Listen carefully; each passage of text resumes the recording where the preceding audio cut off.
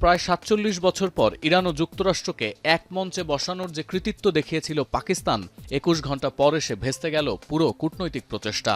কার্যত ব্যর্থ হল শনিবার থেকে রোববার ভোর পর্যন্ত গড়ানো শান্তি আলোচনা। ফলে কোনো ধরনের চুক্তি বা সমঝোতা ছাড়াই নিজ দেশে ফিরে গেল ইরান ও যুক্তরাষ্ট্রের প্রতিনিধি দল।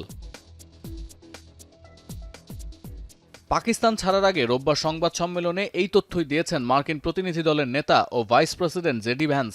তবে বলেছেন, কূটনৈতিক সমাধানের পথ পুরোপুরি বন্ধ হয়নি। ভ্যান্সের দাবি, গুরুত্বপূর্ণ শর্তগুলো ইরানকে স্পষ্টভাবে জানিয়েছে যুক্তরাষ্ট্র, তবে তেহরান তাতে রাজি হয়নি।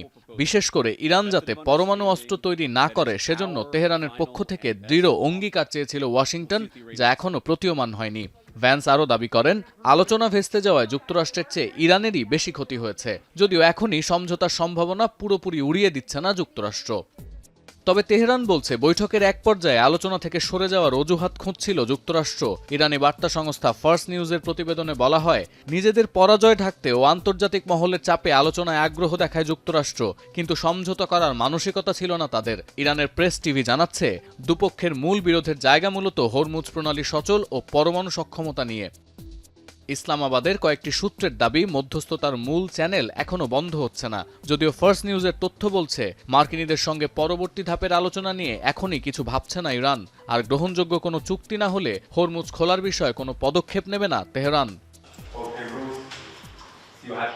এর আগে একটি এক্সপোস্টে ইরানের পররাষ্ট্র দপ্তরের মুখপাত্র জানান, কূটনৈতিক এই প্রক্রিয়াটির সাফল্য প্রতিপক্ষের আন্তরিকতা ও সদিচ্ছার উপর নির্ভর করছে। দাবি করেন, ইরানকে তার অধিকার ও স্বার্থ রক্ষার স্বীকৃতি দিতে হবে। অন্যায্য কোনো দাবির সামনে নমনীয় হবে না তেহরান, যা থেকে অনুমান করা হচ্ছিল যুক্তরাষ্ট্রের দাবিগুলোর সঙ্গে একমত হতে পারছে না ইরানি প্রতিনিধি দল। এদিকে নেতানিয়াহুর হুমকি ও ইসলামাবাদ বৈঠকের রেশ ফুরোবার আগেই রোববার ভোর থেকে লেবাননে হামলা শুরু করেছে ইসরায়েল। এয়ার স্ট্রাইক চলছে কাফরা, হারিস, রাচাফ, কানা সহ বিভিন্ন শহরে। সতীর্থ কর্মকার, এখন বিশ্ব।